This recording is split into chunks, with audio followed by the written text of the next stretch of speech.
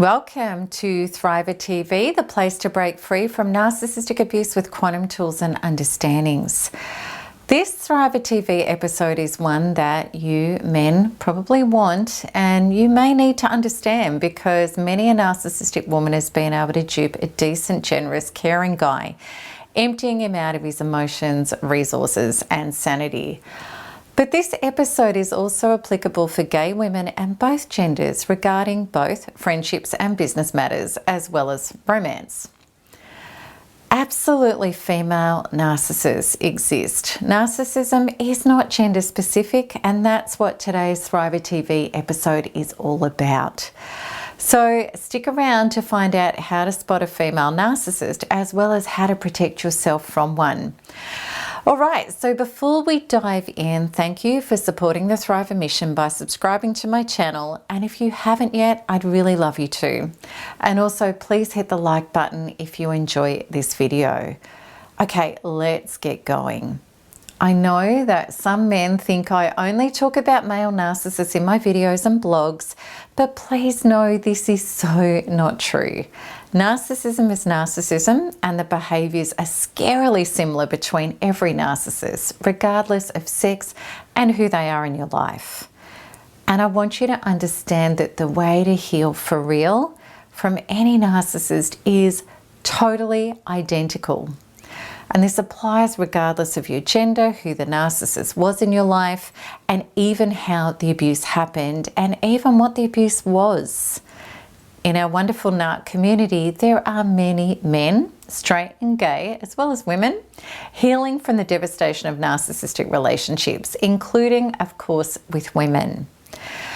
So even though this episode may seem like it's one for the guys, it's for all of us, just as every publication I do is not gender specific. So let's get down to it, but I really want to start off with explaining the same behavior of narcissistic women and men, because it's crucial to understand that there are very few differences between them. Because when a person is operating from a false self interior, they're going to behave in identical ways, regardless of whether they're a man or a woman. And also too, I don't want this episode to be about demonizing women, just like I'm not in the business of demonizing men.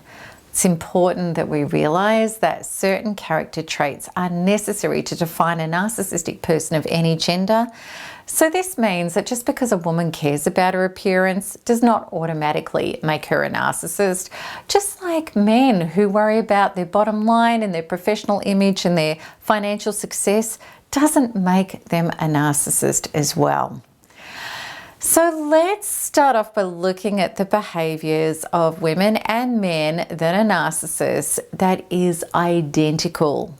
And this includes the one characteristic that I believe is the characteristic that defines a narcissist, which is this: I will not take the responsibility to meet and heal my wounds and work on myself in order to change my behavior and my life. That's the biggie. All right, so both male and female narcissists seeking people to mine attention, acclaim, sex, power, contacts, resources, and the like do these following identical things. They size up their targets and they know how to appeal to exactly what that person wants to hear and receive. They fact find a person's weak spots, which are their insecurities. They offer support, validation and care, which this person feels that they're not getting from other people. And then they turn the tables and start attacking these weak spots with criticism, nasty action and abandonment tactics.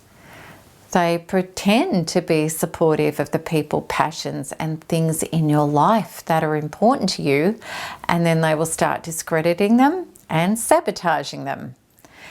They need constant ego feeding with stuff, attention, significance, and their version of respect and acclaim. They punish mercilessly when the false self is not fed adequately. So these things are going to happen later on in the relationship. They do the push and pull game, which is I reel you in and then I cast you out. They can take out masterful smear campaigns against you. They're controlling, possessive, and insecure, and react in ways that mature adults simply don't do. They can strip you bare emotionally, mentally, and financially. They will commonly position their children against you and attempt child alienation. They project blame and argue with you in circular ways that leave your head spinning. They refuse to be durably accountable. Apologies take far too long if they do come, and then they don't hold weight or last. The narcissist continues to re-offend. They harbour stuff and keep bringing things up to punish you with, even though they declared that they were resolved about it in the past. It keeps happening. They play tit for tat, delivering punishments that don't fit the supposed crime, except in their own heads. And they make you feel like you're damned if you do and damned if you don't. So this person can never be genuinely appeased. They will toss you into the gutter without a second glance when they can't get what they want anymore, or if they've emptied you out and there's nothing left to take. It's awful. It's horrible. And I promise you, in the 10 plus years I've helped people from all over the world achieve Thriver recovery, these things happen to everyone at the hands of a narcissist, no matter the gender or the sexual orientation. And people will say all the time, but my experience is unique. I promise you it's not. These things happen all the time. So if you think that only women do this, or if you think the same about men, think again. All right, so now let's get down to the differences. So what does distinctly characterize a female narcissist? And even with this, I really want you to know that even though these are the typical narcissistic female characteristics, not every narcissistic woman is going to fit this description.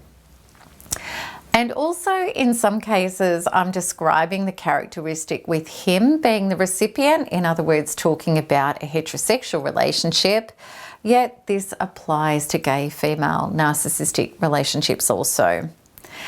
The most obvious difference with a narcissistic woman to a narcissistic man is the way in which she will snare new supply, which is by using her appearance and her overt sexuality. Because in the case of heterosexual relationships, men are very visual and they're sexually enticed visually. And narcissistic women know that their attractiveness, being flirtatious, and having a willingness to grant him sexual attention can be a really big asset for her. And of course, this can also work with gay women who are sexually attracted as well. And, you know, the same can be said for male somatic narcissists, gay or straight. They use their physical beauty, their bodies, to snare potential mates. Traditionally, the difference between narcissistic men and women is that highly effective narcissistic men will tend to use power, success, and resources if they're not somatics. So they're going to use their money and their power and what they've achieved and their flashiness, their possessions, because they know that that can work. Because in a woman's DNA, security is very important to her and it's attractive to her. Yet in a male's DNA, it's procreation with a physically appealing mate that could switch on him chemically.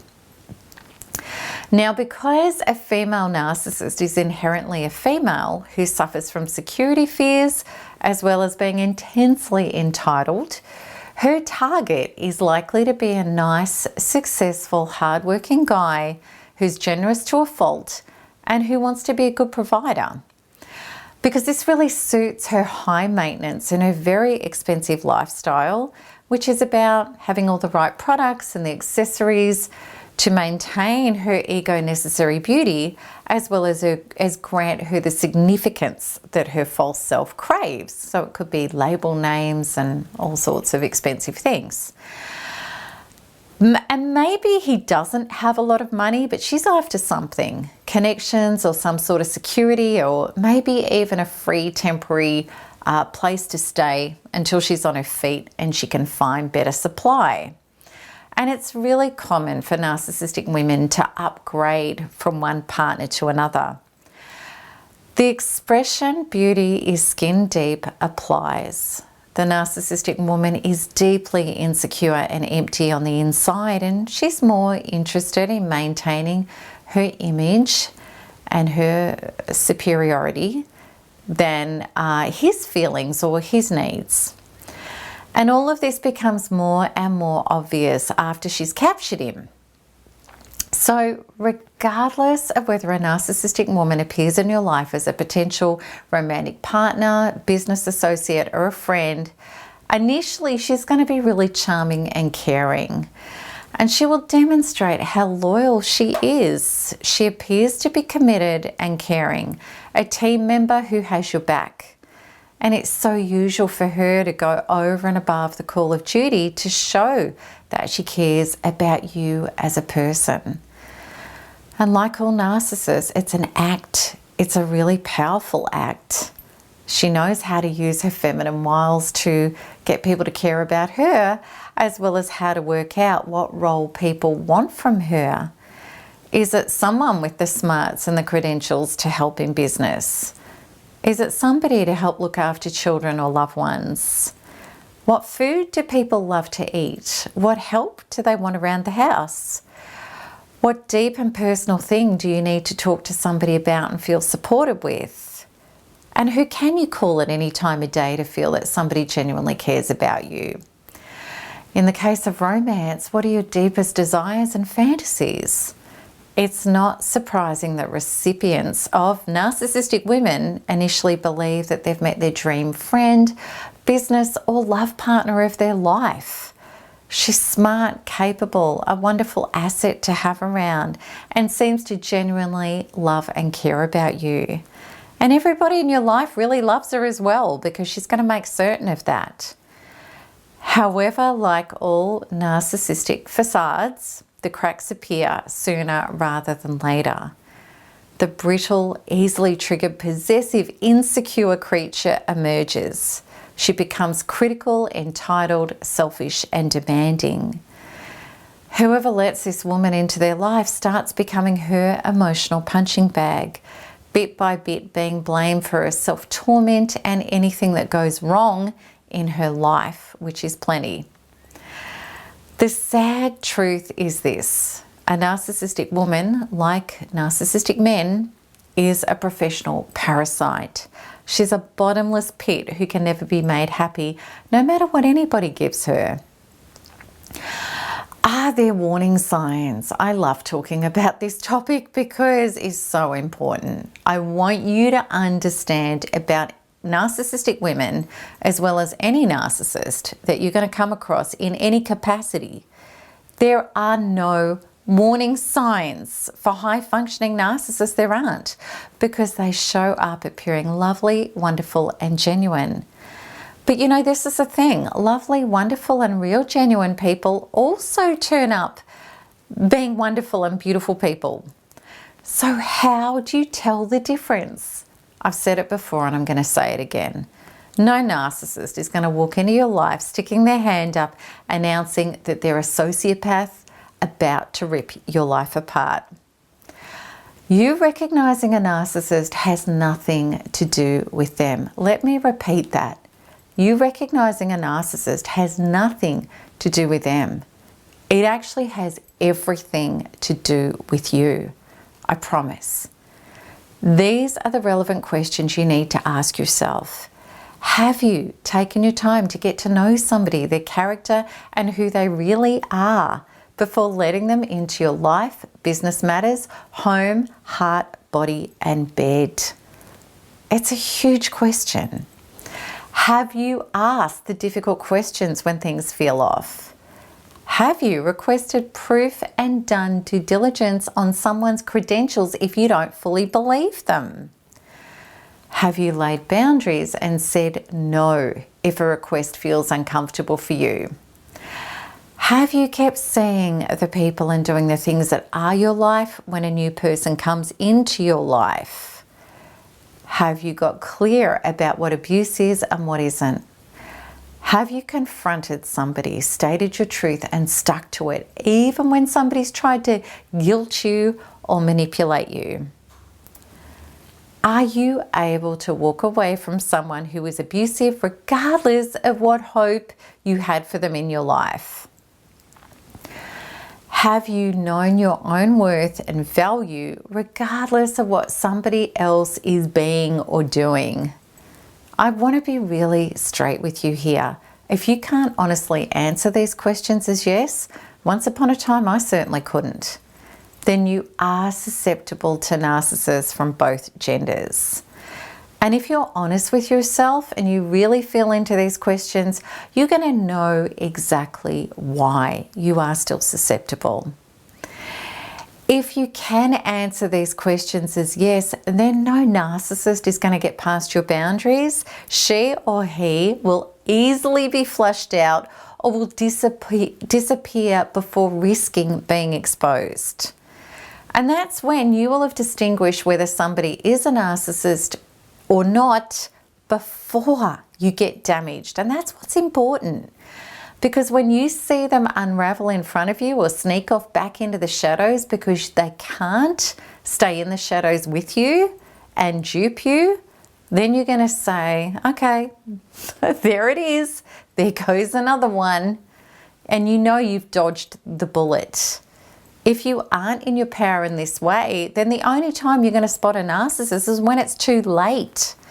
They're going to unravel when they're already under your skin, entrenched in your life and creating havoc like a terrible parasitical disease. They've already got their hooks in. And you're only going to find out afterwards when their mask fully drops. So do you understand now really that it's up to you? Not what the narcissist is or isn't doing. It's up to you and who you're being. If you really understand this now, I want you to pause this video and let me know by writing below, I really get it. Write it if you do. Okay, so if you do the inner work, then you won't care whether someone is a narcissist or not, because you're going to be a true self. Someone who's impervious to any narcissist, female or male or alien, it's not going to matter. I promise you, I never look out for narcissists. I couldn't care less who is or isn't. No longer do I try to fruitlessly work out the other billions of people on this planet because it's stressful, exhausting, traumatizing, and it's absolutely a complete and utter waste of time. Because all I have to be is worried about me, being authentic, truthful, and powerful within myself. And it is so liberating. It's awesome. It's such a relief when you can just be yourself. Okay, so we get there with inner work. That's how I got there, doing it the real way. And the real inner work doesn't have to take decades. It's not hard, grueling, and awful at all. I promise you that's not the truth. My healing process to achieve personal liberation and power is direct, and it happens in record time. And truly, your inner being can't wait to be free of the pain and the crap that you once believed. So, guys and girls, because we're all in this together, come join me to learn more about the true way to be safe, powerful, and free from narcissists by clicking the link at the top right of this video. And if you want to see more of my videos, please subscribe so that you'll be notified as soon as each new one is released. And if you liked this, click like. Also, please share with your community so that we can help people awaken to these truths, which not a lot of people are talking about. And as always, I'm greatly looking forward to answering your comments and your questions below. So I hope you enjoyed this episode. And until the next one, keep smiling, keep healing, and keep thriving, because there's nothing else to do. Lots of love. Bye-bye.